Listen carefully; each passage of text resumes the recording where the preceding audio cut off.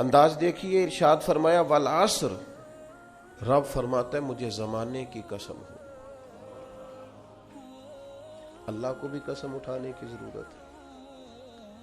مالک کریم کو بھی کیا حاجت ہے کہ وہ قسم اٹھائے، لیکن تاکید کر کے بات ذہن میں اتارنے کے لیے۔ انسان کا مزاج ہوتا ہے نا، جس بات پہ قسم اٹھائی جائے اس کو انسان سمجھتا ہے زیادہ پکی ہے، تو طبع انسانی کے مطابق بات کی، فرمایا والعصر، زمانے کی قسم ہو۔ انسان کو پیدا کرنے والا رب قسم اٹھا کے انسان کی ایک بات کرتا ہے، والعصر، مجھے قسم ہو زمانے کی، ان الانسان لفی خسر،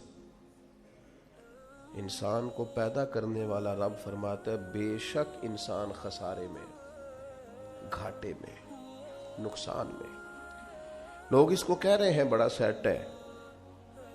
لوگ کہہ رہے ہیں بڑا کامیاب، یہ بھی کہہ رہا ہے اللہ کا بڑا شکر ہے، لیکن پیدا کرنے والا رب، انسان کو بنانے والا، اس کو جاننے والا رب فرماتا ہے مجھے زمانے کی قسم ہو یہ نقصان میں ہے۔ اور خسارہ اس خسارے کو نہیں کہتے کہ لوگ کہتے ہیں میں نے کاروبار کیا تھا تو نفع نہیں ہوا، نقصان ہوا۔ خسارہ اس خسارے کو کہتے ہیں جو اصل مال بھی ضائع ہو جائے، راس المال بھی ضائع ہو جائے تو کہتے ہیں خسارہ ہوا ہے، یعنی اس کے پاس جو تھا اس میں بھی یہ خسارے میں، کہ یا اللہ سارے خسارے میں ہے؟ فرمایا نہیں، الا الذین آمنوا، جن میں 4 صفتیں پائی جائیں وہ نہیں خسارے میں۔ ان میں پہلی صفت یہ ہے کہ الا الذین آمنوا، بے شک وہ لوگ جو ایمان لائے، مگر وہ لوگ جو ایمان لے آئے، جن کا ایمان مضبوط ہو، جن کا عقیدہ ہو کہ اللہ ہمارا رب ہے، وہی پیدا کرنے والا ہے، وہی رزق دینے والا ہے، اسی کی تقدیر کا غلبہ ہے، رب کریم ذرے ذرے کو جانتا ہے، اللہ تعالیٰ نے جس حال میں رکھا ہے یہی حال میرے لیے بہتر ہے۔ انسان محنت پوری کرے، نتیجہ اپنے رب پہ چھوڑ دے، اسباب سارے جمع کرے، بھروسہ اپنے اللہ تعالیٰ پہ کرے، عقائد کے لحاظ سے پختہ ہو، اور پھر اس کا عقیدہ ہو کہ بعد از خدا بزرگ تو ہی قصہ مختصر، کائنات میں سب سے عرفہ والا، عظمتوں والے، شانوں والے، بلندیوں والے، رفتوں والے، کائنات کے امام، نبیوں کے امام، رسولوں کے امام، فرشتوں کے امام، محبوب مطلق اگر کوئی ہے تو جناب محمد رسول اللہ ہے صلی اللہ تعالی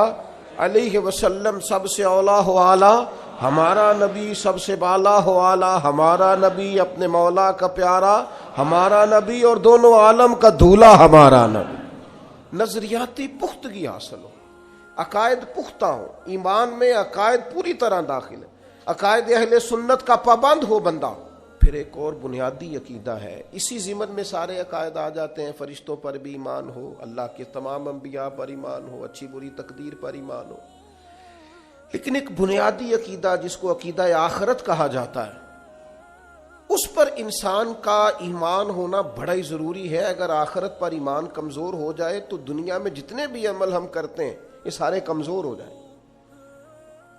یہ جو لوگ ڈپریشن میں، ٹینشن میں، انزائٹی میں چلے جاتے ہیں اور ایک بات بار بار کرتے ہیں کہ میرے ہی ساتھ ایسا کیوں ہوتا ہے،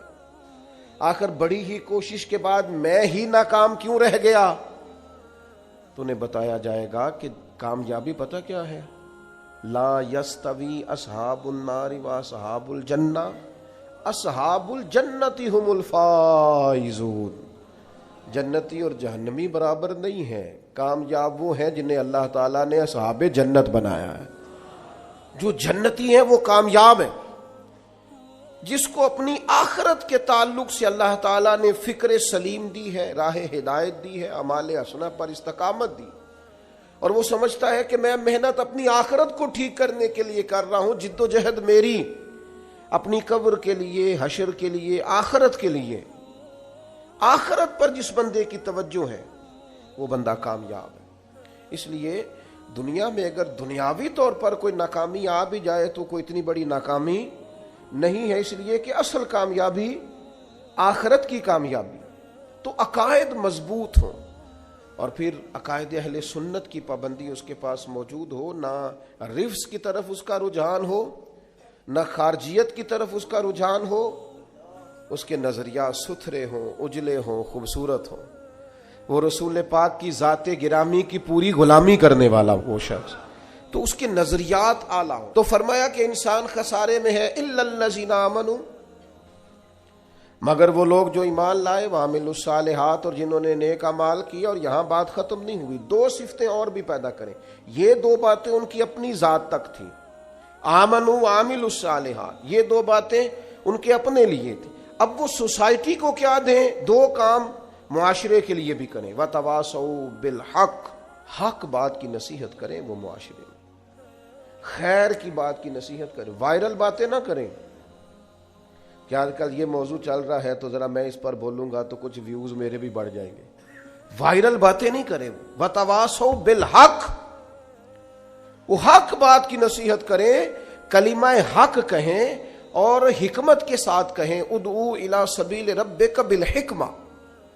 دانائی کے ساتھ کہیں، لوگوں کو سمجھانے کی نیت سے کہیں، کلمہ حق ان کی زبان پر آئے۔ اور میرے نبی پاک علیہ السلام نے فرمایا سب سے افضل جہاد ظالم بادشاہ کے سامنے کلمہ حق کہنا ہے۔ آپ حق کے ساتھ کھڑے ہوں، پھر آپ لوگوں کو امر بالمعروف کریں، پھر نہی عن المنکر کہیں، اور وہ بھی بندہ دیکھ کے نہیں۔ اگر امیر آدمی غلطی کر رہا ہے تو پھر آپ خاموش ہیں، اور کسی غریب کو کرتے دیکھ لیا ہے تو آپ نے دینی حکمت کو بھی پیش نظر نہیں رکھا اور اسے رسوائی کر دیا ہے، آپ نے اسے سخت ترین تکلیف سے گزار دیا ہے۔ حق بات کی نصیحت کریں، اور جو لوگ حق بات کہتے ہیں نا ان پر تکلیف بھی آتی ہے، تکلیف آتی ہی ہمیشہ حق کہنے والوں پر۔ تو چونکہ میدان لگایا ہے، اب حق میں نکلے ہو، اب تم نے سفر شروع کیا ہے تو بھائی پیروں پہ چھالے تو پڑیں گے، سفر کرو گے تو تھکاوٹ تو ہوگی، کوئی رستہ طے کرو گے تو گرد تو پڑے گی، اگر کسی سمت تیز دوڑو گے تو مخالف سمت سے ہوا تو تیز آئے گی۔ اب وہاں گھبرانا نہیں، کمزور نہیں پڑنا، تھکی باتیں نہیں کرنی۔